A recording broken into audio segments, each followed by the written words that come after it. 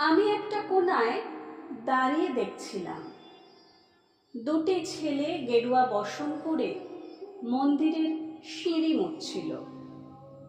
এত মন দিয়ে আমি কাউকে সিঁড়ি মুছতে দেখিনি। এত ভালোবাসা দিয়ে আমি কাউকে ধুলো তুলতে দেখিনি। সিঁড়ি নয়, যেন জননীর ত্বক থেকে ধুলো তুলছিল। এভাবে কেউ সিঁড়ি থেকে ধুলো মুছতে পারে এ আমি কোথাও দেখিনি।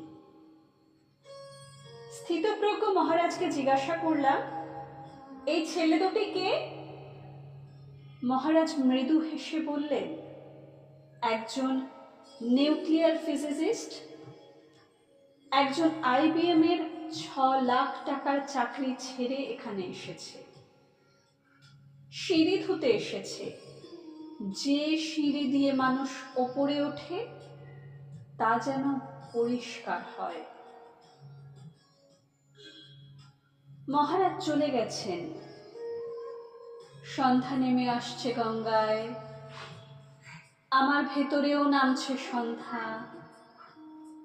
সারা পৃথিবীতে এত সিঁড়ি, সিঁড়িতে সিঁড়িতে এত দাগ, এত ক্রোধ, এত অপমান।